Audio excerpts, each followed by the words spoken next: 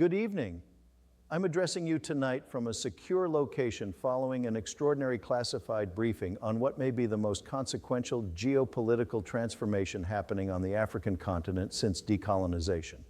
What I'm about to share with you represents intelligence assessments that have been carefully prepared for public discussion, but the implications are staggering. For too long, American policymakers have treated Africa as a peripheral theater in global competition.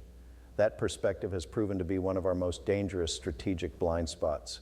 While we've been focused on traditional theaters in Europe and Asia, our primary adversaries, China and Russia, have been systematically reshaping the African continent to serve their strategic interests.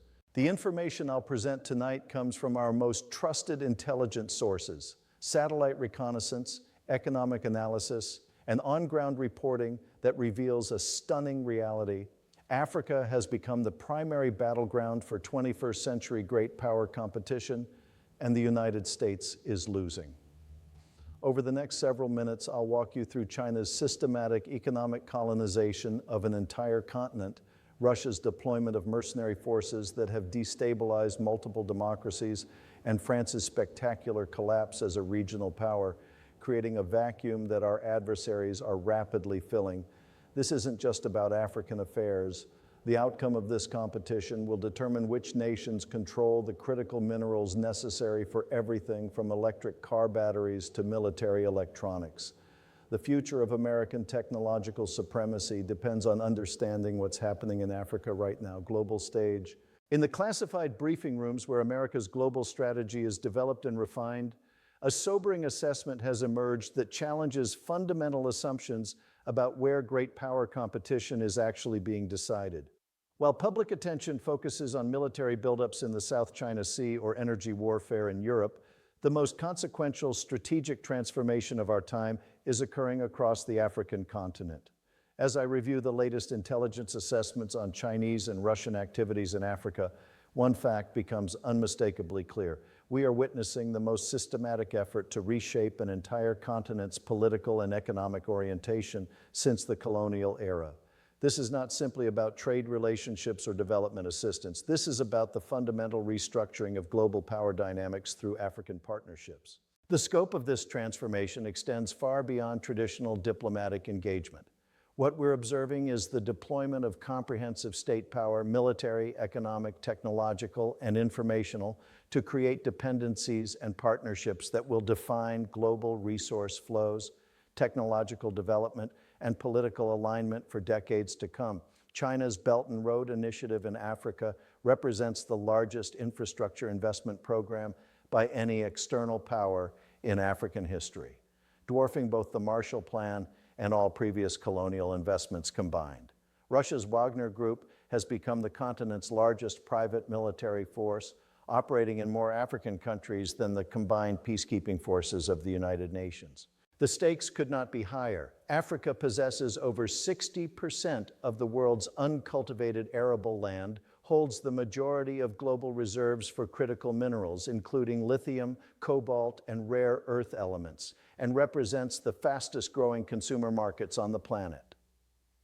Historical context. The current scramble for Africa traces its roots to strategic decisions made by Western powers in the aftermath of the Cold War, when Africa was largely written off as a peripheral concern in global affairs. The end of superpower competition on the continent led to a withdrawal of American and European strategic attention precisely when emerging powers began to recognize Africa's transformative potential. China's systematic engagement with Africa began in the early 2000s with the establishment of the Forum on China-Africa Cooperation, but accelerated dramatically following the 2008 financial crisis when Western development assistance contracted while Chinese investment expanded exponentially. What started as resource extraction agreements evolved into comprehensive infrastructure partnerships that have fundamentally altered Africa's economic landscape. The transformation of Russia's approach proved even more dramatic. Moving beyond the Soviet-era ideological partnerships, Moscow developed a more pragmatic strategy centered on military cooperation, resource extraction, and the deployment of private military contractors that could operate with plausible deniability while advancing Russian strategic interests. Now we come to the most critical part of this assessment. The decline of French influence in West Africa represents one of the most significant geopolitical shifts of the past decade, creating opportunities that both China and Russia have systematically exploited. The collapse of French-backed governments in Mali, Burkina Faso, and Niger has effectively ended France's post-colonial sphere of influence in the Sahel region. This power vacuum emerged precisely as Africa's strategic importance was reaching unprecedented levels. The global transition to renewable energy technologies has made African mineral resources essential for technological development, while Africa's demographic boom has created the world's fastest growing consumer markets. Current events layer. Intelligence reports from the past 72 hours reveal a significant acceleration in Chinese and Russian strategic activities across multiple African theaters. Satellite imagery shows the expansion of Chinese-built port facilities in Djibouti, while our signals intelligence has detected increased Wagner Group communications in the Central African Republic and Sudan. The most concerning development involves what analysts are calling comprehensive partnership agreements that extend far beyond traditional trade relationships. These arrangements integrate military cooperation, infrastructure development, technology transfer, and political alignment in ways that create systemic dependencies on Chinese and Russian support.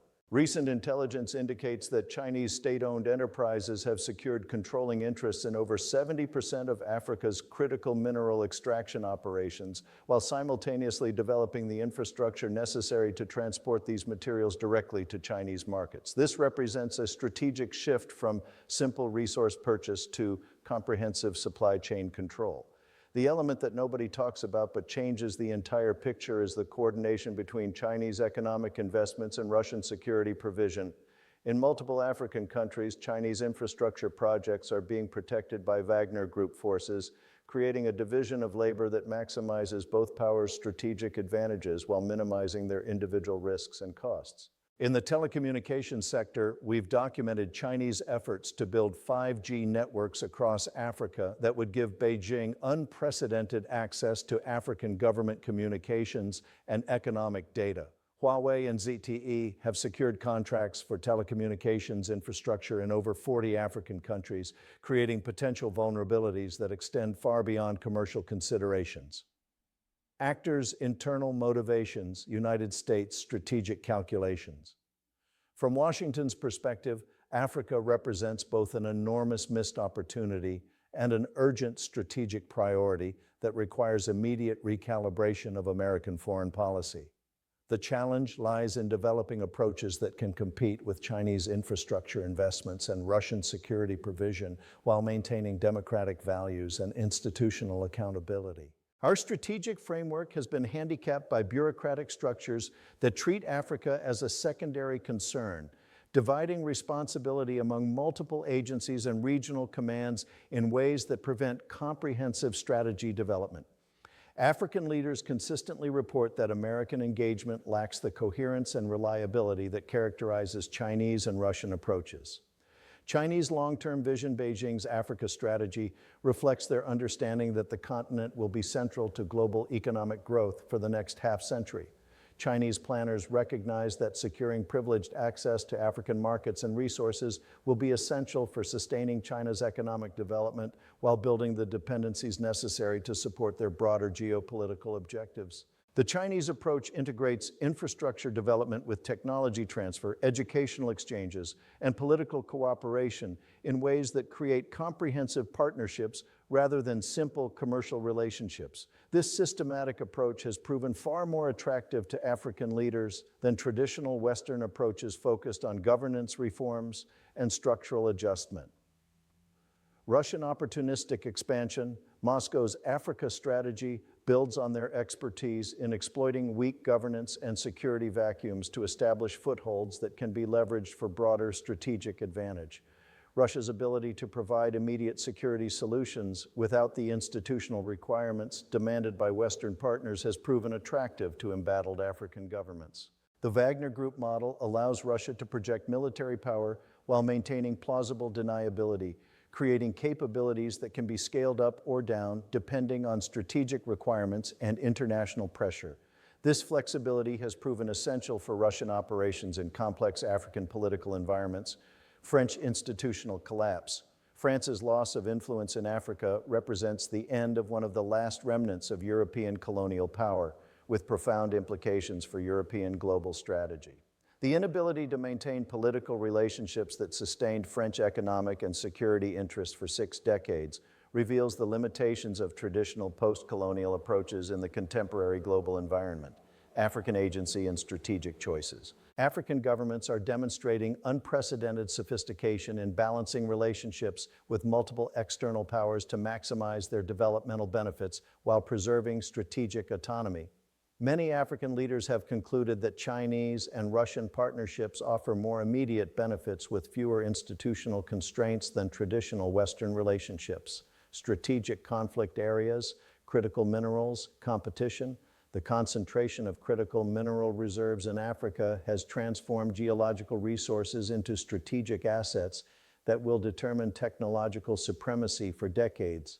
Chinese control over lithium, cobalt, and rare earth element extraction creates potential choke points that could undermine Western technological development and military capabilities. Recent intelligence assessments identify over 50 critical mineral extraction sites where Chinese companies have secured exclusive access rights, effectively creating Chinese monopolies over resources essential for renewable energy technologies, military electronics, and advanced manufacturing, infrastructure, and debt dependencies.